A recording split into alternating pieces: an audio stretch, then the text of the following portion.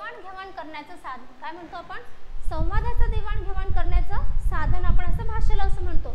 आणि भाषा हा शब्द आहे ना, हा भाष या संस्कृत धातूपासून आलेला आहे. कशापासून आला आहे बाळांनो? संस्कृत धातू.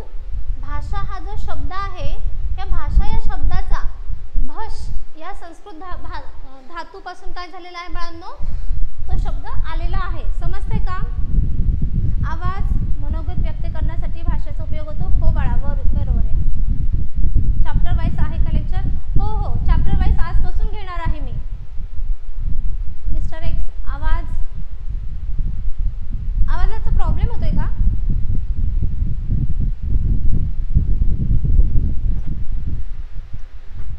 बरं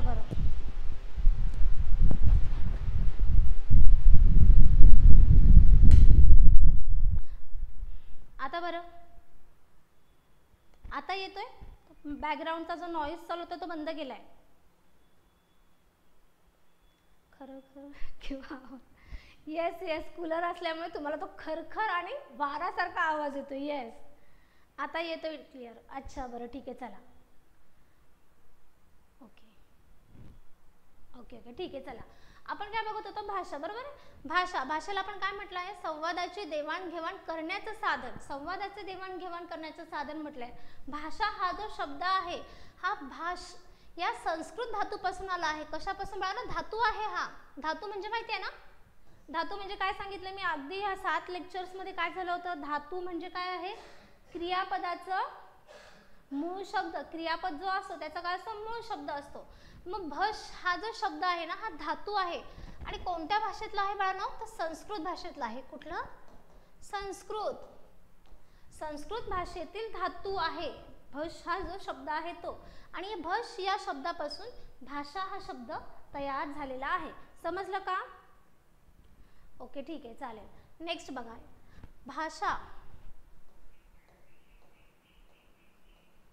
भाषा म्हणजे संवादाची देवाणघेवाण करण्याचे साधन. मी आत्ताच सांगितलं, आपल्याला संवाद करण्यासाठी, एकमेकांसोबत कनेक्शन निर्माण करण्यासाठी कसली गरज असते बाळांनो? भाषेची गरज असते.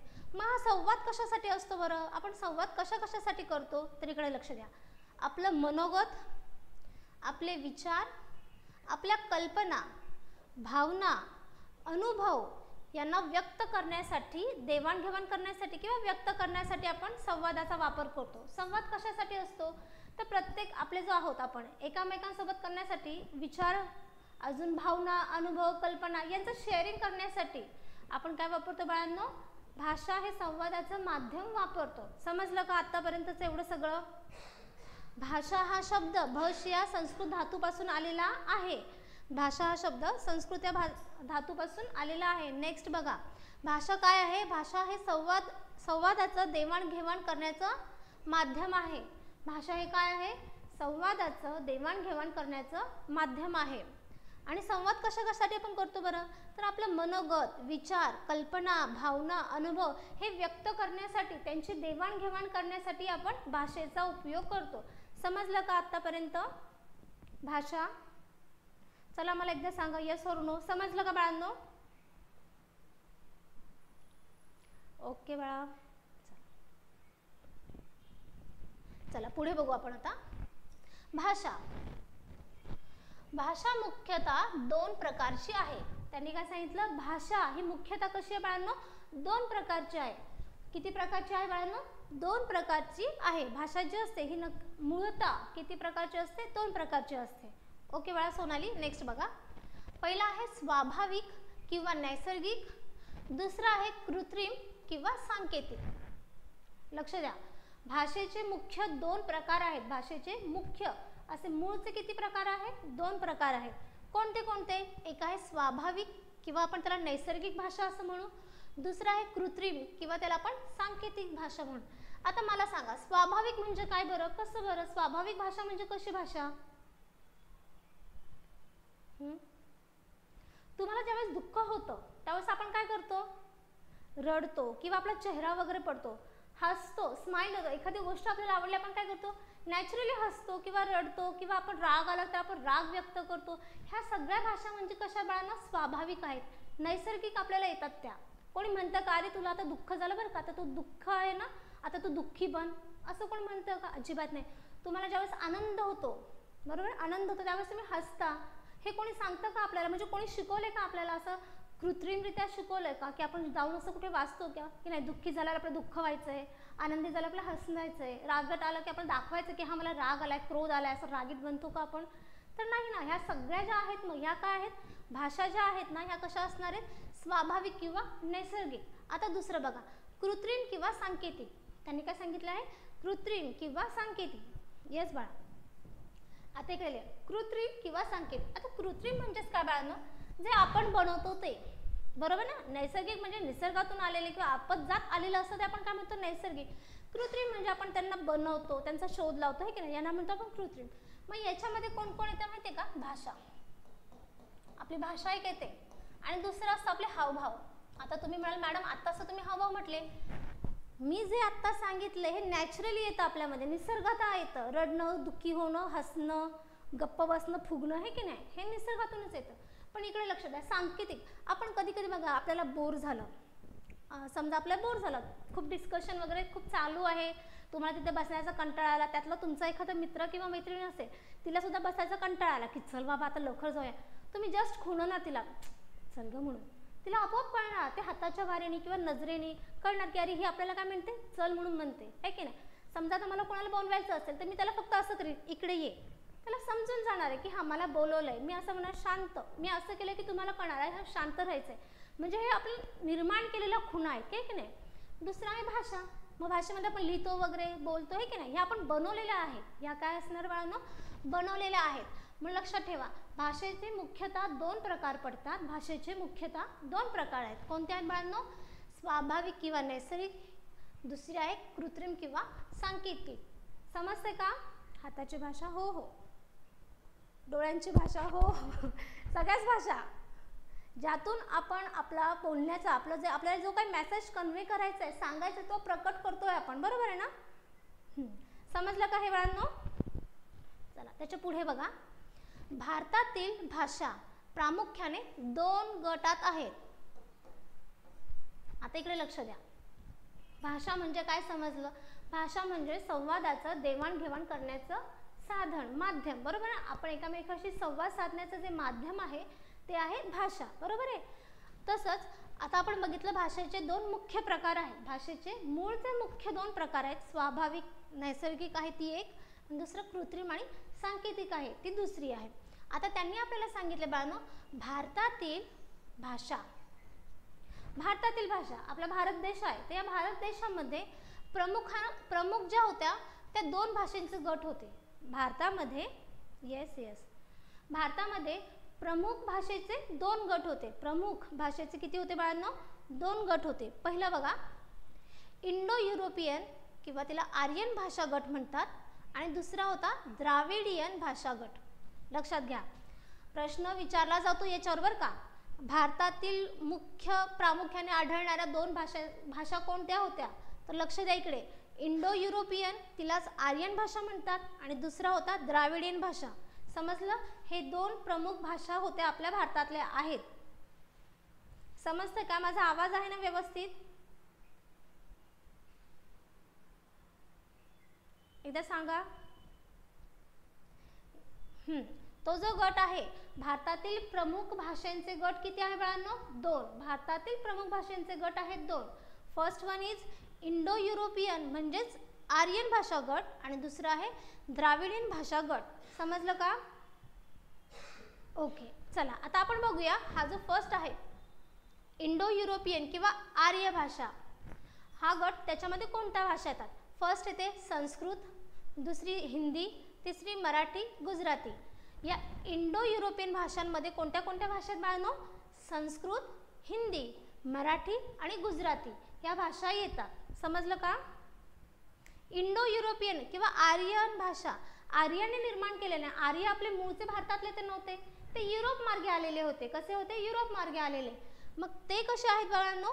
इंडो युरोपियन आहेत ना, म्हणून त्या भाषेचा जो गट आहे त्याला म्हटलं जातं इंडो युरोपियन गट. काय म्हटलं जातं? इंडो युरोपियन गट. आर्याने निर्माण केलेले म्हणून तो आर्यन भाषा गट. समजलं का? Yes, yes yes, very good. लक्षात घ्या.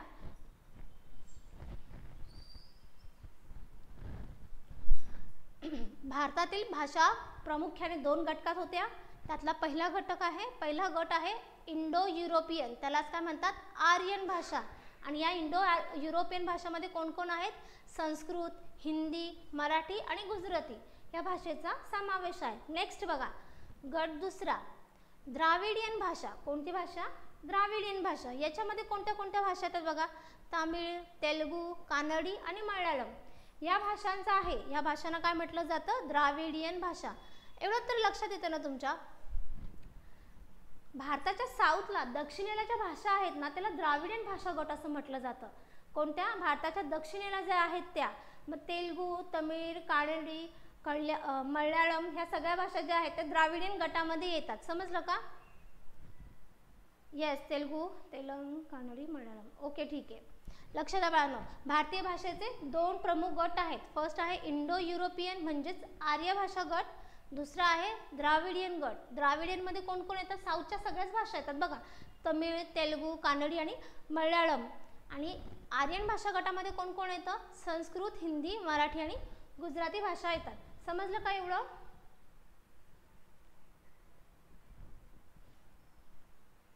चला नेक्स्ट. ओके, आता भारतामध्ये आपण बघितलं प्रामुख्याने 2 गट होते भाषांचे, बरोबर ना? प्रमुख गट होते. कोणते कोणते? इंडो युरोपियन आणि नेक्स्ट होता तो द्राविडियन. आता भारतामध्ये काही महत्त्वाच्या लिपी होऊन गेल्या. आता लक्षात घ्या, लिपी.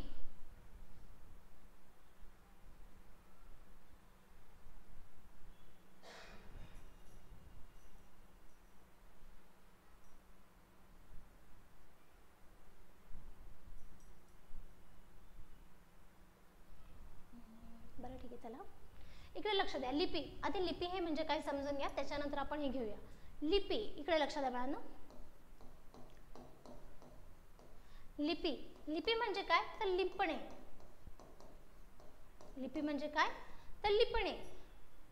पण लिपणे न घेता आपण याचा अर्थ काय घेतो बाळांनो? लिहिणे. काय घेतो? लिहिणे. लिपी म्हणजे काय? तर लिपणे. येस छाया, लिपणे. पण आपण भाषेचा उपयोग लिहिण्यामध्ये ज्यावेळेस करतो, भाषेचा उपयोग आपण कशामध्ये करतो? लिहिण्यामध्ये ज्यावेळेस करतो. म्हणजे आपण काय म्हणतो? भाषा जी बोलतोय ते आपण कागदावर ज्यावेळेस उतरवतो, बरोबर आहे ना, ती होते लिपी. काय होते? लिपी. जी आपण लिहितो त्याला काय म्हटलं जातं? लिपी. मग लिपी म्हणजे काय? तर लिपणं. आणि याचा अर्थ आपण कसा घेतोय? लिहिण्यासारखा. आपण बघा गावाकडे म्हणायचं पूर्वी की मातीने घरं लिपली किंवा सिमेंटने लिपली. बरं, लिपणे म्हणजे काय? आपण एका प्रकारचा काय करतो? त्याला आपण आवरण लावतो किंवा त्याला लिपतो. तसं पेपरवर आपण काहीतरी लिहितोय म्हणजे काय करतोय? आपण लिपतोय, आहे की नाही? लिपी म्हणजे काय? तर लिपणे. म्हणजेच आपण काय म्हणतो याच्यामध्ये? लिहिणे असं म्हणतोय. ओके, कागदावर आपण जे काही लिहितोय ती झाली आपली लिपी. लिहिणे म्हणजे लिपी. एवढं लक्षात ठेवा थोडक्यात. आता इकडे लक्ष द्या. लिपी म्हणजे काय सांगितलं बाळांनो मी? लिपणे म्हणजेच काय? तर लिहिणे.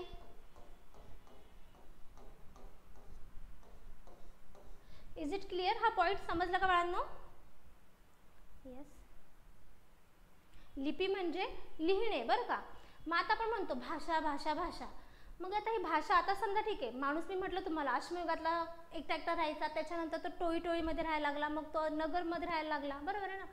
मग नंतर राहण्यामध्ये त्याला काय झालं? त्याला जाणवलं त्याच्याकडे जी काही ज्ञान साधनं आहे किंवा त्याच्याकडे जे काही ज्ञान आहे ते आपल्यापुरतं सीमित न राहता आपल्या पुढच्या पिढीला मिळावं, बरोबर? माणसाने रोज काही ना काही त्याच्यात संशोधन होत गेले, शोध लावत गेला. मग आपली जी मिळणारी माहिती आहे ती नेक्स्ट जनरेशनला मिळावी किंवा आजूबाजूला पसरावी, यासाठी माणसाने काय केलं की नाही, आता हे जे आपलं ज्ञान आहे हे साठवलं पाहिजे, बरोबर ना? कशासाठी? तर आज आपण वापरत असू, पुढच्यांना वापरता आलं पाहिजे, त्या ज्ञानाचा वापर झाला पाहिजे आणि वापरातून त्याचा काय झाला पाहिजे? विकास झाला पाहिजे, असं पहिल्यांदा माणसाला वाटलं. मग त्यातून त्यांनी काय निर्माण केलं बाळांनो? लिपी. काय निर्माण केली? लिपी. लिहावं लागलं ना. आता मी जर तुम्हाला सांगते एखादी गोष्ट, बरोबर आहे, ती गोष्ट तुम्ही म्हणजे मी 10 गोष्टी जर सांगितल्या त्यातल्या 8 गोष्टी तुम्ही घेणार, तुमच्या डोक्यामध्ये 8 राहणार किंवा माझ्या डोक्यामध्ये पण त्या 8च गोष्टी राहणार. पुढे आपण दुसऱ्याला कोणाला तरी सांगू, तो बिचारा 5च गोष्टी घेईल, त्याच्या पुढचा माणूस 4च गोष्टी घेईल, त्याच्या पुढचा माणूस 1च गोष्ट घेईल. म्हणजे जर ज्ञान एवढं आहे ते काय म्हणतात, ऐकता ऐकता किंवा सांगता सांगता ते थोडं थोडं कमी कमी कमी होत जाणार. प्रॉपर जेवढं ज्ञान पाहिजे होतं तेवढं राहील का, नाही. मग त्यांनी ठरवलं की ठीक आहे, हे असं काय पुढे तेवढा वारसा पुढे जाणार नाहीत, म्हणून त्यांनी सुरुवात केली होती लिपीची. कसली, लिपीची. लिहून ठेवायला लागला. बघा, आज कैक वर्षापूर्वीचे ग्रंथ आहेत, आपले वेद असतील, काही असेल, जे काही ज्ञान आहे ते जे लिहून ठेवलेलं आहे त्या काळापासून ते आत्तापर्यंत ते ॲज इट इज आहे. त्याच्यात काही बदल झाला का, नाही झाला. म्हणजे जेवढं त्यांनी लिहिलेलं होतं, जेवढं त्यांना आपल्याला ज्ञान द्यायचं होतं ते पूर्वीपासूनचे ते आत्तापर्यंत, त्यात बदल झाला नाही, त्याच्यात घट झाली का, नाही. हे कशामुळे शक्य झालं बाळांनो, हे शक्य झालं फक्त लिहिण्यामुळे. कशामुळे, लिहिल्यामुळे. लिहिलं म्हणून ते आजपर्यंत ॲज इट इज जसंच्या तसं आपल्यापर्यंत पोहोचलेलं आहे. हे जर माणसामधून किंवा पिढ्यापिढ्यांमधून जर ट्रान्सफर करायचं झालं असतं तर तेवढं पुरेसं किंवा तितक्या ताकदीचं ते आपल्यापर्यंत आलं असतं का, नसतं आलं. मग हीच ताकद कशामध्ये आहे, लिहिण्यामध्ये आहे. बरोबर आहे ना. मग हळू माणसाने काय केलं, लिपीचा शोध लावला, मग माणूस लिहायला लागला. हां, तर त्यातली बघा, आपल्या भारतामध्ये कोणत्या कोणत्या लिपी होत्या, आपल्या भारतामध्ये कोणत्या कोणत्या लिपी होत्या. त्यातली पहिली लिपी आहे खरोष्ठी. कोणती, खरोष्ठी. तिला कोणती म्हणतात बाळांनो, गांधारी म्हणतात. काय म्हणतात, गांधारी लिपी सुद्धा म्हटलं जातं. भारतातील लिपी बघतोय आपण, काय बघतोय, लिपी. म्हणजे कोणत्या कोणत्या लिपीतून लिहिलं गेलं आहे भारतामध्ये आतापर्यंत. त्यातली पहिली लिपी आहे खरोष्ठी लिपी किंवा गांधारी लिपी. समजलं. चला, या लिपीचं आता वैशिष्ट्य बघूया. पहिलं बघा, या लिपीचा आकार गाढवाच्या ओठासारखा असल्याने या लिपीस खरोष्ठी लिपी असं म्हटलं जातं. या लिपीचा आकार कसा होता, गाढवाच्या ओठासारखा होता, म्हणून तिला काय म्हटलं जातं बाळांनो, खरोष्ठी. खरोष्ठी कोणासारखा होता, गाढवाच्या ओठासारखा होता. कोणासारखा होता, गाढवाच्या ओठासारखा होता. गाढवाचा समानार्थी शब्द काय बाळांनो, खेचर. काय आहे, खेचर. एवढं लक्ष द्या, खेचर. आणि ओठाला काय म्हटलं जातं बाळांनो, ओष्ठ. आणि ह्या दोघांच्या शब्दातून कोणता शब्द तयार झाला आहे, खरोष्ठी. एवढं लक्ष द्या. बरोबर आहे ना, येस. खरोष्ठी लिपीमध्ये त्या लिपीचा जो आकार होता तो कोणासारखा होता, गाढवाच्या ओठासारखा होता. गाढव म्हणजे काय, खेचर है ना, गाढवाचा समानार्थी शब्द आहे. ओके. नेक्स्ट त्यातला नवीन पॉइंट, दुसरा पॉइंट बघा. भारत अफगाणिस्तानाच्या वायव्य सीमावर्ती भागात ती वापरली जाते. आता ही खरोष्ठी लिपी कुठे वापरली जाते, तर भारत आणि अफगाणिस्तान. आपला भारत जो आहे वरती, बरोबर आहे ना, पाकिस्तान त्याच्यावरती अफगाणिस्तान आहे. हां, मग तो कुठल्या दिशेला आहे, वायव्य दिशेला आहे. मग इकडे लक्ष द्या, भारत आणि अफगाणिस्तानाच्या वायव्य सीमावर्ती भागामध्ये ही खरोष्ठी लिपी वापरली जाईल. नेक्स्ट, बौद्ध उल्लेखात या लिपीचा आढळ आहे. मग ह्या लिपीचा आढळ म्हणजे बौद्ध साहित्य असेल, त्यांचं काही लिखाण असेल, तर त्या लिखाणामध्ये त्यांचा काय होतो, या लिपीचा उल्लेख होतो, म्हणजे ती लिपी पाहावयास मिळते. नेक्स्ट, कुशाण काळामध्ये भारतात या लिपीचा वापर केला जाईल. कोणाच्या काळामध्ये बाळांनो, कुशाण काळामध्ये. कोणाचा, कुशाणचा काळ होता, म्हणजे मौर्य काळ, चंद्रगुप्त काळ, अनेक राजांचे जे काळ होऊन गेले त्यातला कोणता, कुशाण जो काळ होता. या काळामध्ये काय झालं, या लिपीचा वापर केला जायचा भारतामध्ये. नेक्स्ट, ही लिपी उजवीकडून डावीकडे लिहिली जाते. इकडे लक्षात द्या, कशी लिहिली जाते, प्रश्न येईल बरं का. खरोष्ठी लिपीचं लेखन कोणत्या पद्धतीने केलं जातं, ऑप्शन देतील, त्याच्यामधलं करेक्ट ऑप्शन बघा कोणतं असेल. ही लिपी कशी लिहिली जाते, उजवीकडून डावीकडे लिहिली जाते. कशी लिहिली जाते, उजवीकडून डावीकडे. आपण बघा, आपण कसं लिहितो बाळांनो, डावीकडून उजवीकडे लिहितो. आपण कसं लिहितो, डावीकडून उजवीकडे लिहितो. पण खरोष्ठी लिपी कसे लिहायचे, उजवीकडून डावीकडे लिहायचे. म्हणजे अशी सुरू करायचे आणि अशी संपवायचे. कोणासारखी, तर उर्दू भाषेसारखी. कोणासारखी, उर्दू सारखी. उजवीकडून डावीकडे जातात, डावीकडून उजवीकडे नाही. खरोष्ठी लिपी कशी लिहिली जाते बाळांनो, उजवीकडून डावीकडे. हा पॉइंट पण महत्त्वाचा आहे. समजलं का खरोष्ठी लिपीबद्दल.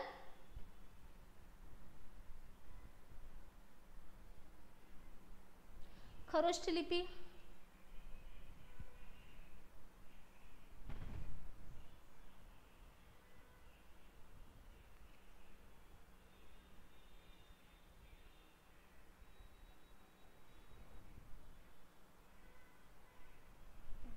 लक्ष द्या. भारतातील लिपी आपण बघतो, त्यातली पहिली लिपी बघितली आपण, खरोष्ठी लिपी. त्याचं काय काय होतं वैशिष्ट्य, या लिपीचा आकार कसा होता? गाढवाच्या ओठासारखा होता. दुसरं, भारत अफगाणिस्तानाच्या वायव्य सीमावर्ती भागामध्ये, भारताच्या वायव्य सीमावर्ती भागामध्ये या लिपीचा आढळ. नंतर बौद्ध उल्लेखात, म्हणजे बौद्ध जे साहित्य असेल त्यांचे काय हे असतील नाही का साहित्य वगैरे, त्याच्यामध्ये या लिपीचा आढळ दिसण्यात येतोय. कुशाण काळामध्ये भारतामध्ये ही लिपी वापरली जायची. भारतामध्ये कधी? कुशाण काळ जवळच होता, त्या काळामध्ये या लिपीचा वापर व्हायचा. नेक्स्ट, हा महत्त्वाचा पॉईंट आहे. खरोष्ठी लिपी ही उजवीकडून डावीकडे लिहिली जाते. खरोष्ठी लिपी ही कशी बाळांनो? उजवीकडून डावीकडे लिहिली जाते. समजलं? चला, ओके, ठीक आहे. चला, नेक्स्ट पॉइंट, दुसरी लिपी आपल्या भारतामधली बघा, कोणती होती ही? ब्राह्मी लिपी. कोणती लिपी? ब्राह्मी लिपी. Okay okay. दुसरी लिपी कोणती बाळांनो? ब्राह्मी लिपी. आता हिचं वैशिष्ट्य बघूया. ब्रह्मदेवाने निर्माण केलेल्या लिपीला ब्राह्मी लिपी असे म्हणतात. ब्राह्मी लिपीला कोणी बनवलं? ब्रह्मदेवाने असं म्हटलं जातं. ब्राह्मी लिपी जी आहे कोणी निर्माण केली? ब्रह्मदेवाने निर्माण केली. नेक्स्ट, सेकंड पॉइंट, ब्राह्मी लिपीस भारतातील सर्व लिपींची जननी असे म्हणतात. खूप महत्वाचा पॉइंट हा, IMP पॉइंट आहे हा. ब्राह्मी लिपीला भारतातील सर्व लिपींची काय म्हटलं जातं बाळांनो? जननी म्हटलं जातं. काय म्हटलं जातं? जननी. म्हणजे भारतामध्ये आपण आत्ताच्या मगाशी भाषांचे गट वगैरे बघितले, या भारतातील सगळ्या भाषा, भारतातील सगळ्या भाषांची जननी जी आहे, लिपींची जननी, भाषांची जननी कोणाला म्हटलं जातं? ब्राह्मी. म्हणजे ब्राह्मी ही मूळ भाषा असं समजा तुम्ही. आणि या ब्राह्मीतून मग पुढे सगळ्या भाषा निर्माण झाल्या. म्हणजे आपली मूळ भाषा जर म्हटली तर ही ब्राह्मी. मग ती संस्कृत आली त्यात, पण आपली मराठी, देवनागरी लिपी, गुजराती, संस्कृत जे काय असेल, म्हणजे ब्राह्मी ही जी लिपी आहे, ब्राह्मी ही लिपी भारतातील सर्व भाषेची जननी असं म्हटलं जातं. हा पॉइंट सगळ्यात महत्त्वाचा आहे. समजलं का? कोणत्या लिपीला भारतातील सर्व लिपींची जननी असं म्हटलं जातं? असा प्रश्न विचारेल त्यावेळेस काय असणार उत्तर? ब्राह्मी लिपी. समजलं? समजलं का? हे विचारत आहे. हो, याच्यावरती खूप बरेचदा क्वेश्चन आलेला, खूप महत्त्वाचा, म्हणून म्हटलं हा IMP आहे. समजलं का? कोल्हापूर. ओके बाळा साक्षी, ओके, समजलं. आता बघू आपण दुसरी लिपी. आता पहिली बघितली आपण खरोष्ठी, दुसरी बघितली. भारतातील प्रमुख लिप्या जर म्हटल्या तर त्यातल्या दोन होत्या, एक होती खरोष्ठी आणि दुसरी होती ब्राह्मी. बरं का? आता दुसरी एक बघायची, अजून एक कोणती एक लिपी होती, तर दुसरी एक होती देवनागरी लिपी. अजून एक लिपी होती भारतामध्ये, किंवा आजही आपण ती वापरतोय, ती लिपी कोणती आहे बाळांनो? देवनागरी लिपी. चला, आपण आता देवनागरी लिपीचं वैशिष्ट्य बघूया. नगरात राहणाऱ्या देवांची लिपी म्हणून देवनागरी लिपी असे म्हणतात. ही देवनागरी लिपी जी आहे ना बाळांनो, ही असं म्हणतात की देवाने निर्माण केली. आणि कोणते देव? की जे नगरात राहत होते. कोणते देव? नगरात राहत होते. मी तुम्हाला आत्ताच म्हटलं, माणूस अश्मयुगातून भटकंती करत करत टोळीतून नगरात राहायला आला. म्हणजे तो काय झाला? बौद्धिकदृष्ट्या खूप चांगला झाला, सक्षम झाला. मग तो स्वतःला देव समजत होता. तो काय म्हणायचा? जसं आपण आर्य स्वतःला देव समजत होते, है की नाही? मग इकडे लक्ष द्या. मग हे लोक काय म्हणतात की जे देव नगरात राहत होते आणि त्यांनी निर्माण केलेली लिपी आहे, तिला काय म्हटलं जातं? देवनागरी लिपी. काय म्हटलं जातं? देवनागरी लिपी. हो बाळा. मग देवनागरी लिपी कोणाला म्हणतात? नगरात राहणाऱ्या देवाने निर्माण केलेल्या लिपीला काय म्हटलं जातं बाळांनो? देवनागरी लिपी. चला, दुसरं बघा. ब्राह्मी लिपीपासून निर्माण झालेली आहे. ही जी देवनागरी लिपी आहे, देवनागरी लिपी कोणत्या लिपीपासून तयार झाली आहे? तर ब्राह्मी. का बरं? आत्ताच बघितलं आपण, ब्राह्मी लिपी ही भारतातील सर्व भाषेची काय आहे? जननी आहे, है की नाही? मग ब्राह्मी लिपीतूनच देवनागरी लिपीचा उगम झाला आहे. समजलं? ओके. नेक्स्ट बघा. आता हा महत्त्वाचा पॉईंट आहे. देवनागरी लिपीला आदर्श लिपी असे म्हणतात. प्रश्न विचारला जाईल, हे पण खूप महत्त्वाचं आहे बरं का. IMP खूपदा प्रश्न आलेला आहे. इवन हा राज्यसेवेला आलेला प्रश्न आहे बरं का. आय थिंक राज्यसेवा 2020ला काहीतरी आला होता हा प्रश्न. हो. देवनागरी लिपीला आदर्श लिपी म्हणतात. लक्षात घ्या, देवनागरी लिपीला काय म्हटलं जातं बाळांनो? आदर्श लिपी म्हटलं जातं. आता इकडे लक्ष द्या. आदर्श लिपी का म्हटलं जातं? देवनागरी लिपीला आदर्श लिपी असं का म्हटलं जातं? त्याचं पहिलं कारण बघा. या लिपीला स्वतंत्र ध्वनी चिन्हे म्हणजेच काय? वर्ण आहेत. Point first. देवनागरी लिपीला आदर्श लिपी म्हटलं जातं. का बरं म्हटलं जातं? त्याचा पहिला पॉईंट लक्षात घ्या. या लिपीत म्हणजे कोणात? देवनागरी लिपीमध्ये स्वतंत्र ध्वनिचिन्हे म्हणजेच वर्ण आहेत. जसं मी तुम्हाला सांगितलं आपली वर्णमाला, बरोबर आहे की नाही? वर्ण म्हणजे काय? ध्वनिचिन्ह, मुखातून निघालेले ध्वनिचिन्ह, याला काय म्हणतो आपण? वर्ण असं म्हणतो. मग इथे त्यांनी काय म्हटलं की स्वतंत्र आहेत. काय आहेत? स्वतंत्र आहेत. इकडे लक्ष द्या. मी ज्यावेळेस म म्हणते, म, तुमच्या डोळ्यासमोर काय येणार आहे बाळांनो? मच येणार आहे. काय येणार आहे? म. का बरं? तो पर्टिक्युलर त्याला स्वतंत्र असं अस्तित्व आहे, त्याला स्वतंत्र असं चिन्ह दिलेलं आहे, बरोबर? म म्हटलं की मच लक्षात येतो, ग म्हटलं की गच लक्षात येतो, च म्हटलं की चच लक्षात येतो आणि ई म्हटलं की ईच लक्षात येतो, बरोबर आहे ना? म्हणजेच काय की या लिपीमध्ये जे काही ध्वनिचिन्ह आहे, ध्वनिचिन्ह म्हणजे काय? वर्ण, ही कशी आहेत? स्वतंत्र आहेत. स्वतंत्र आहेत. ती कोणावर एकामेकांवर डिपेंड अशी नाही आहेत. म्हणजे डिपेंड म्हणजे तिकडे बघा, मराठी, आपल्या मराठीमध्ये आपण क कसं लिहिणार आहे? असाच लिहिणार आहे. ख कसं लिहिणार आहे? असाच लिहिणार आहे. पण इंग्रजीमध्ये कसं लिहितात बरं? ख, KHA. म्हणजे हा जो ख आहे हा बघा, ह्या एच वर आणि ह्याचा के आणि एच हा मिळून झालेला आहे. म्हणजे पूर्ण ख असा आपला स्वतंत्र आहे का इंग्लिशमध्ये? नाही. तो डायरेक्ट त्याच्यामध्ये बघा KHA म्हणजे हा डिपेंड आहे पुढच्या एका वर्णावर किंवा त्याच्या मागच्या एखाद्या येणाऱ्या वर्णावर. ख जो आहे इंग्लिशमध्ये कसं आहे? KHA. स्वतंत्र त्याला काही चिन्ह आहे का? नाही. तो के आणि एच पासून बनलेला आहे. म्हणजे त्याच्यामध्ये स्वतंत्र त्याला अस्तित्व आहे का? नाही. तसं आपल्या मराठीमध्ये बघा, ख म्हटलं की डायरेक्ट मी खच लिहिणार आहे की नाही? मग लक्षात घ्या, देवनागरी लिपीमध्ये सगळ्यात महत्त्वाचा पॉईंट आहेत बरं काही दोन. देवनागरी लिपीला काय म्हटलं जातं? आदर्श लिपी. का बरं म्हटलं जातं? त्यातला पहिला पॉईंट, या लिपीमध्ये स्वतंत्र ध्वनिचिन्हे किंवा वर्ण आहेत. समजलं? चला नेक्स्ट. या ध्वनिचिन्हांची किंवा वर्णांची पुनरावृत्ती होत नाही. काय सांगितलंय? पुनरावृत्ती होत नाही म्हणजे ते डबल डबल येत नाहीत. ज्यावेळेस एकदा अ लिहिला की वर्णमालेमध्ये आपले 52 वर्णमाला जी आहे त्याच्यामध्ये अ एकदा येऊन गेला, डबल येतो का बाळांनो? नाही येत. येतो का डबल आपल्याकडे? एकदा क येऊन गेल्यानंतर परत क येतो का? नाही येत. का? ते स्वतंत्र आहेत आणि त्यांची पुनरावृत्ती होत नाही. म्हणजे ते डबल डबल येतात का? तर नाही येत. म्हणून हे आपल्या देवनागरी लिपीचं खूप मोठं वैशिष्ट्य आहे.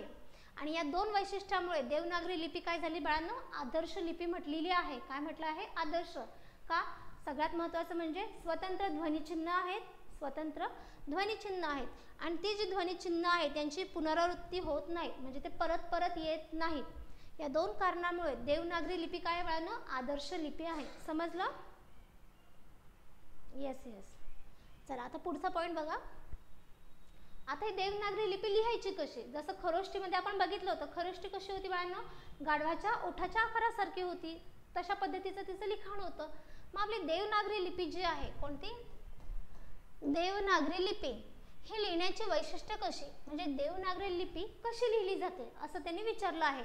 चला हे पण पॉईंट्स खूप महत्त्वाचे आहे. हा सगळा पॉईंट कसा बाळांनो? IMP आहे, हे लक्षातच राहू द्या. परीक्षेमध्ये यावर बरेचदा क्वेश्चन आलेले आहेत. मग ते तुमचे सिंगल लाईनवर असतील किंवा असं दिले असतील ऑप्शन, कोणता बरोबर आहे, कोणतं ऑप्शन चुकीचं आहे. त्याच्यामुळे 4ही 5 जे आहेत काय म्हणतात ऑप्शन, ते अगदी महत्त्वाचे आहेत, लक्षातच ठेवा. इकडे लक्ष द्या. देवनागरी लिपी लिहिण्याची वैशिष्ट्ये. पहिलं वैशिष्ट्य बघा, स्वतंत्र ध्वनिचिन्हे किंवा वर्ण. बरोबर ना? त्यांच्यामध्ये कसं आहे बाळांनो? स्वतंत्र ध्वनिचिन्ह आहे. दुसरं, ही लिपी डावीकडून उजवीकडे लिहिली जाते. कशी लिहितो आपण बाळांनो? डावीकडून उजवीकडे लिहिली जाते. थर्ड पॉइंट इज, या लिपीत लिहिल्यानंतर शिरोभागी शिरोरेषा द्यावी लागते. म्हणजे आपण ज्यावेळेस देवनागरी लिपी लिहितो त्यावेळेस लिहिल्यानंतर, आता समजा मी कमळ असं लिहिलं तर आपल्या देवनागरी लिपीमध्ये काय नियम आहे बाळांनो? शिरोभागी. शिर म्हणजे काय बाळांनो? डोकं.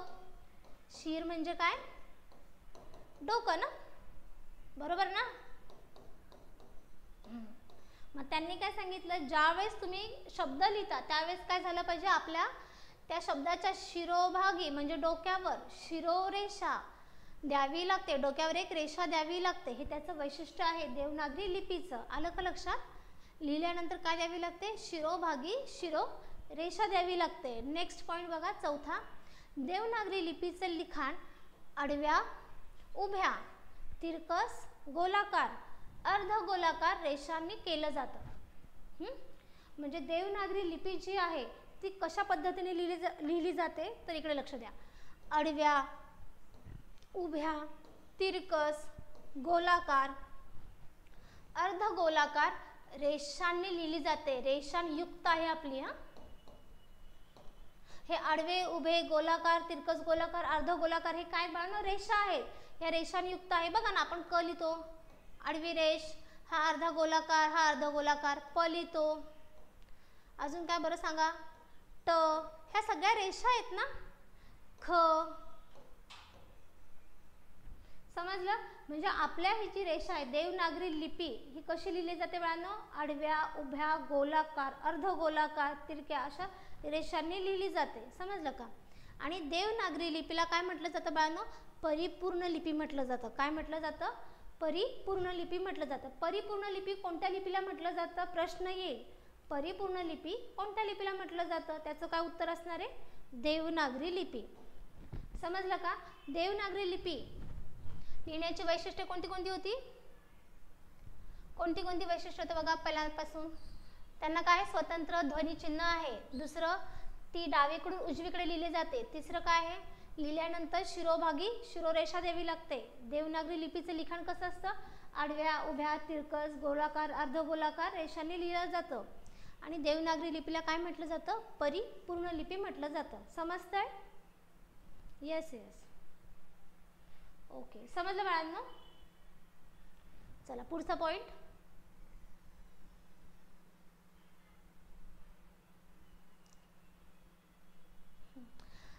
मगाशी हा पॉइंट ऍड करायचा होता.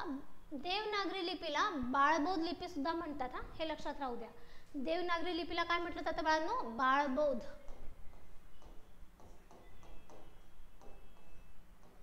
हे लक्षात राहू द्या. देवनागरी लिपीला काय म्हटलं जातं बाळांनो, बाळबोध लिपी असं सुद्धा म्हटलं जातं. देवनागरी लिपीला आदर्श लिपी म्हटलं जातं. देवनागरी लिपीला परिपूर्ण लिपी म्हटलं जातं. का आदर्श म्हटलं जातं हे बघितलं आपण. स्वतंत्र ध्वनिचिन्हे आणि ती जी ध्वनिचिन्हे त्यांची पुनरावृत्ती होत नाहीत, परत परत रिपीट होत नाहीत. समजलं. चला, हे मगाचेच पॉइंट आहे. नेक्स्ट बघा, अजून एक लिपी होती. कोणती आहे ती, होती मोडी लिपी. कोणती, मोडी लिपी. भारतातील प्रमुख 2 लिप्या होत्या, खरोष्ठी आणि ब्राह्मी. बरोबर आहे. त्याच्यानंतर एक बघितली आपण देवनागरी. आता नेक्स्ट एक बघतोय आपण, ती आहे मोडी लिपी. कोणती लिपी, मोडी लिपी. आता ती बघा कशी आहे.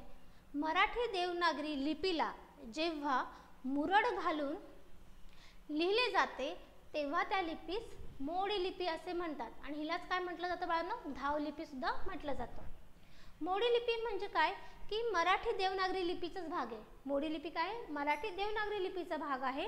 आणि ही लिपी कशी लिहिली जाते, तर तिचे जे वर्ण आहेत त्यांना काय केलं जातं बाळांनो, मुरड घातली जाते. काय घातली जाते, मुरड. म्हणून त्या लिपीला काय म्हटलं जातं आपण, मोडी लिपी. का, ते मोडली जाते ना. मुरड घालतो म्हणजे काय करतात, मोडली जाते. आणि हिला धाव लिपी म्हणतात. काय म्हणतात, धाव. म्हणजे या लिपीमध्ये असं होतं की पेन न उचलता ती लिहिली जाते. आपण नंतर ब नंतर च असं लिहितो आणि आपला पेन उचलला जातो. तर मोडी लिपीमध्ये असं म्हणतात, असं त्याचं वैशिष्ट्य होतं की पेन न उचलता लिहिलं जातं बरं का. त्याच्यामुळे त्याला धाव लिपी म्हणतात. पटपट लिहिलं जातं असं. पण ते फार असं मोडून मोडून लिहिलं जातं, म्हणून त्याला काय म्हणतात, मोडी लिपी. मोडी लिपीच काय आहे बाळांनो, देवनागरी, मराठी देवनागरी लिपी आहे. मोडी लिपीच काय आहे, मराठी देवनागरी लिपी आहे. पण ती कशी करायची, काही काळ ती कशी वापरली गेली, मुरड घालून वापरली गेली. म्हणजे मराठी देवनागरी लिपी ज्यावेळेस मुरड घालून वापरली जायची त्यावेळेस तिला काय म्हटलं जातं, मोडी लिपी. तिलाच काय म्हणतात, धाव लिपी. बाळबोध लिपी कोणाला म्हणतात, देवनागरी लिपीला म्हणतात. समजलं. ओके, अच्छा, समजलं. मोडी लिपीलाच काय म्हणतात, धाव लिपी, कारण की ती मुरड घालून लिहिली जायची. नेक्स्ट, देवनागरी लिपीलाच काय म्हटलं जातं, बाळबोध लिपी असं म्हटलं जातं. पुढचं बघा. हा प्रश्न विचारलेला आहे, म्हणजे आतापर्यंत तुम्हाला सरळ सेवेला किंवा आपल्या पोलीस भरतीला विचारलेलं नाही, पण शक्यता नाकारता येत नाहीत. म्हणून राज्यसेवा कंबाईन यातले जे जे तुम्हाला आवश्यक आहे तुमच्या परीक्षेनुसार तसे प्रश्न पण मी घेण्याचा प्रयत्न करते बरं का. म्हणजे आता कसं होतंय, तुमचं जी लेवल आहे कॉम्पिटिशनची दिवसेंदिवस वाढते, त्यामुळे आपण छोट्या छोट्या किंवा साध्या साध्या प्रश्नापर्यंत सीमित न राहता आपलाही बौद्धिक आवाका थोडासा वाढवला पाहिजे, या दृष्टीनेच हे पुढचे प्रश्न आहेत. बघा बरं. भाषा कौशल्याच्या 5 पायऱ्या आहेत. प्रश्न येईल, भाषा कौशल्याच्या किती पायऱ्या आहेत असं विचारतील. किती पायऱ्या आहेत असा प्रश्न विचारला जाईल. उत्तर काय असलं पाहिजे, भाषा कौशल्याच्या 5 पायऱ्या आहेत. राहील का लक्षात. चला आता बघा त्यात कोणत्या कोणत्या आहेत. पहिला आहे श्रवण, दुसरा आहे वाचन, तिसरा आहे लेखन, चौथा आहे संभाषण आणि पाचवा आहे भाषण. भाषा कौशल्य म्हणजे आपण भाषा कशा कशा पद्धतीने वापरतो किंवा ती आत्मसात करतो, उपयोगात आणतो, तर कशा कशा पद्धतीने. पहिला आहे श्रवण, बरोबर ना.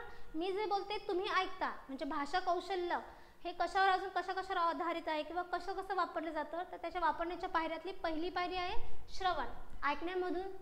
दुसरं वाचन, जे काय आहे ते आपण वाचतो त्यामधून. तिसरं लेखन, लिहिलं जातं आपणकडून.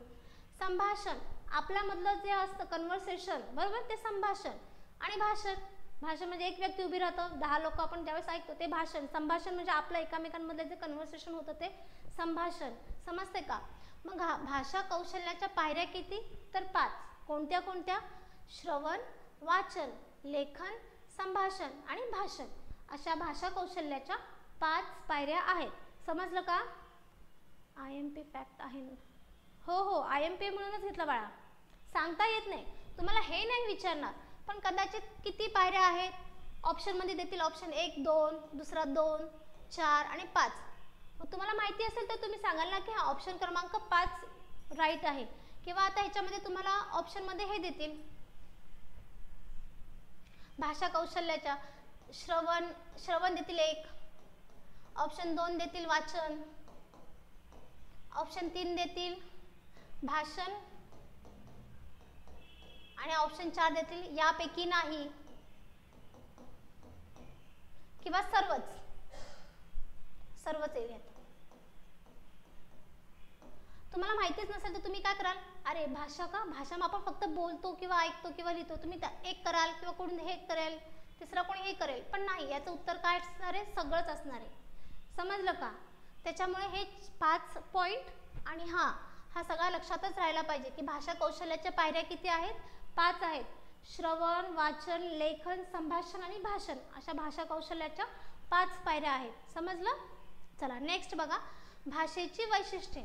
भाषा, मग त्या भाषेची वैशिष्ट्ये कोणती कोणती आहेत, इकडे लक्ष द्या. हा पॉइंट पण अतिशय महत्त्वाचा आहे, हा सुद्धा IMP समजा बरं का. कंबाईन राज्यसेवा सगळ्यांना विचारलेला आहे, तुम्हालाही विचारला जाईल, पण कसा, एकेका ह्याच्यामध्ये.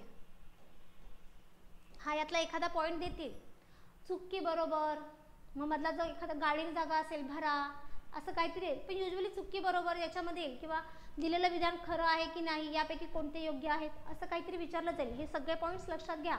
चला बघा, भाषेची वैशिष्ट्ये. भाषेमध्ये कोणती कोणती वैशिष्ट्ये असतात. पहिलं बघा, भाषेचा प्रवाह अखंड चालू आहे किंवा चालू असतो. भाषेचा प्रवाह कसा असतो बाळांनो, अखंड. ज्याला खंड नाही असा तो, त्याला काय म्हणतात, अखंड. अखंड म्हणजे ज्याला खंड नाही म्हणजे त्याच्यामध्ये स्टॉपच नाही, थांबलेच नाही, तिथपर्यंत होता, पुढे काहीच नाही बिचारायला, तिथेच त्याचा खंड झाला, असं नाही. भाषा कशी आहे, अखंड आहे. कशी आहे, अखंड. कोणासारखी, तर नदीच्या प्रवाहासारखी. नदी बघा, सुरू झाली म्हणजे ती अशी होते का, आता मी इथपर्यंत इथेच थांबते, नाही, तिचा प्रवाह धावतच असतो, चालतच असतो, आहे की नाही. मग भाषाचा प्रवाह कसा असतो बाळांनो, अखंड असतो. कसा असतो, अखंड असतो. नदीच्या प्रवाहासारखा भाषेचा प्रवाह अखंड असतो. पॉइंट नंबर 2, भाषेत बदल होत असतात. हे सगळ्यात महत्त्वाचा. भाषेमध्ये काय होत असतात बाळांनो, बदल होत असतात. बघा, आपल्यामध्ये पहिले ती मोडी वापरायचे, पण मग ती खूप कठीण होत गेली वापरण्यासाठी, जास्त वापरताना थोडंसं कठीण जायची. मग थोडं स्मूदर, आपण दिवसेंदिवस आपण खूप टेक्नोसावी झालेलो आहोत, आपल्याला इझी गोष्टी करायला चांगलं वाटतं, आपला वेळ वाचावा, श्रम वाचावा याच्यासाठी. मग ती मोडी लिपी आपण थोडीशी कमी होत गेलो. आता जी आपण मराठी देवनागरी लिपी वापरतो ती आता सर्रास वापरली जाते. म्हणजेच काय की भाषेमध्ये काय होत असतं बाळांनो, बदल होत असतात. काय होत असतात बाळांनो, बदल होत असतात. हा महत्त्वाचा पॉईंट आहे, भाषेमध्ये बदल होत असतात. आता इकडे लक्ष द्या, हे बदल काळानुसार आणि स्थलानुसार होत असतात. हे बदल कसे होत असतात बाळांनो? काळानुसार आणि स्थलानुसार. मी आत्ता सांगितलं, पूर्वी आपण मोडी लिपीचा जास्त वापर केला, पण आता ती हेक्टिक वाटायला लागली. आता आपण ही वापरतो रेग्युलर आपली जे येते ती लिपी, आहे की नाही? आणि स्थळानुसार प्रत्येक ठिकाणी प्रत्येकाची लँग्वेज वेगवेगळी आहे ना. आपण महाराष्ट्रामध्ये मराठी बोलतोय, साऊथला गेलं की त्यांची काहीतरी भाषा असेल, वरती नॉर्थला गेला त्यांची काहीतरी भाषा असेल, आहे की नाही? म्हणजेच काय, तर भाषा ही काळानुसार आणि स्थलानुसार बदलते. समजलं? Okay, thank you sir. Next point number 4, भाषेच्या प्रवाहात वळणे असतात. त्यांनी काय सांगितलं आहे? भाषेच्या प्रवाहात वळणे असतात. आपण काय बघितलंय की भाषा ही अखंड आहे, नदीच्या प्रवाहासारखी. सेकंड बघितलं, भाषेमध्ये बदल होतात. बदल कोणामुळे होतात? थर्ड पॉईंट होता काळ आणि स्थळ. बरोबर आहे ना? आता यांनी काय सांगितले? भाषेच्या प्रवाहात वळणे आहेत. साहजिक आहे. आपण बघितलं ळ हा जो शब्द आहे, हा जो वर्ण आहे, शब्द नाही सॉरी वर्ण आहे, हा काळानुसार आता लुप्त होत चालला, आपण म्हणतोय नाही का? बरोबर ना? म्हणजे काही वेळेस आपण वापरतो, काही वेळेस वापरत नाही. किंवा आता आपण मराठीच भाषा बोलू, आपण मराठी. आपल्या पूर्ण महाराष्ट्रामध्ये आपण मराठी तर बोलतो, पण मराठी कशी बघा, आपण म्हणतो विदर्भाकडे वऱ्हाडी भाषा, आहे की नाही? खानदेशात गेलं तर खानदेशी भाषा, पश्चिम महाराष्ट्रात आणि पुण्याकडे गेलं की अगदी शुद्ध भाषा, आहे की नाही पुण्याची. कोकणामध्ये गेलं की कोकणी भाषा. म्हणजेच काय, इकडे बघा बाळांनो, मराठीच भाषा आहे, पण त्या मराठी भाषेला काही ते वळण मिळालेले आहेत. मराठीच आहे ना आपली. खानदेशी जरी म्हटली तरी मराठी, कोकणी जरी म्हटलं तरी मराठी, किंवा आपण विदर्भामध्ये वऱ्हाडी जरी म्हटलं तरी मराठी. मराठी भाषेतच काय झाले? वळणे मिळाले. तसंच प्रत्येक भाषेमध्ये काय असतं बाळांनो? वळणे आहेत. पॉईंट लक्षात येतोय का तुम्हाला? येस बाळा, समजतंय ना? ठिकाणानुसार, येस, स्थळ म्हणजेच ठिकाण ना बाळांनो. ठिकाण, स्थळ, स्थळ म्हणजेच ठिकाण. येस येस, हा पॉईंट पण लक्षात घ्या. भाषेच्या प्रवाहामध्ये वळणे असतात. नेक्स्ट बघा, भाषेच्या स्वरूपात बदल होत जाणे हे भाषेच्या जिवंतपणाचे लक्षण आहे. हा सगळ्यात महत्त्वाचा पॉईंट. भाषेच्या स्वरूपात बदल होत जाणे. भाषेचे जे स्वरूप आहे, आत्ता जस्ट एक उदाहरण दिलं आपण, मोडी भाषा. भाषेमध्ये आपल्या तिच्या स्वरूपामध्ये बदल झाला, पण मराठी भाषा मेली का? तिथेच नाही. ती तेव्हाही होती, आजही आहे आणि पुढेही राहणार आहे. म्हणजे लक्षात घ्या, तिच्या स्वरूपामध्ये बदल होत गेला. काळानुसार, आपल्या वापरानुसार, आहे की नाही? आपण तिच्यामध्ये बदल केला. बदल केला म्हणजे ती आज या पिढीपासून पुढच्या पिढीकडे जाते ना, ती स्टॉप झाली का? तिथल्या तिथे तिचं काय अस्तित्व, अवशेष जे आहे ते मृत झालं का? नाही झालं. ती या काळापासून पुढच्या काळात चाललेलीच आहे. कशामुळे? तर तिच्या स्वरूपात बदल होत जाणे हे भाषेच्या जिवंतपणाचे लक्षण आहे. भाषेच्या जिवंतपणाचे लक्षण कोणतं आहे बाळांनो? की तिच्या स्वरूपात बदल होत जातो. तिच्या स्वरूपात बदल होत जातो. नेक्स्ट बघा, भाषेच्या व्याकरणात नियमांना कधी कधी मुरड घातली जाते. कधी कधी काय होतं, भाषेचे जे नियम आहेत ते वापरताना त्याच्यामध्ये कधी कधी स्किप केले जातात. म्हणजे आता इकडे बघा, आपण क ख ग असं कोणाला शिकवायला लागलो, क ख ग, म्हणजे कधी आपण होतो ना असं लिहितो ना, लिहा म्हणून सांगितलं वर्णमाला, ॲक्च्युली आपण असं क चा पाय, ख चा पाय, ग चा पाय, ड चा पाय असं मोडून लिहितो. का बरं? व्यंजने अपूर्ण आहेत. पण कधी कधी भाषेमध्ये आपण सहजही लिहिताना आपल्याकडून ही चूक होते. मग भाषेमध्ये काय असतं, जे व्याकरण आहे, भाषेचे व्याकरण, त्याच्यामध्ये प्रत्येकच वेळी दिलेला नियम लागूच होईल असं नाही. कधी कधी तो स्किप पण होतो, कधी कधी दिलाही जात नाही. म्हणजे नियमांना कधी कधी मुरड घातली जाते. समजलं का? सगळ्यात महत्त्वाचा पॉईंट आहे हा. भाषेची वैशिष्ट्य सांगा. भाषेची वैशिष्ट्य कोणती कोणती? पहिला, भाषेचा प्रवाह कसा असतो? अखंड असतो. कोणासारखा असतो? नदीच्या प्रवाहासारखा. दुसरं, भाषेमध्ये बदल होत असतात. भाषेमध्ये बदल होत असतात. बदल कोणामुळे होत असतात? काळानुसार आणि स्थलानुसार. स्थळ म्हणजे ठिकाण बाळांनो. तिथे मग अशी कोणी सांगितलं मला? स्थळ म्हणजेच ठिकाण. ओके. नेक्स्ट, भाषेच्या प्रवाहात वळणे आहेत. भाषेच्या प्रवाहामध्ये काय बाळांनो? वळणे आहेत. आणि भाषेच्या स्वरूपात बदल होत जाणे ह्याला भाषेच्या जिवंतपणाचं लक्षण म्हणतात. नेक्स्ट, भाषेच्या व्याकरणात नियमांना कधी कधी मुरड घातली जाते. समजलं?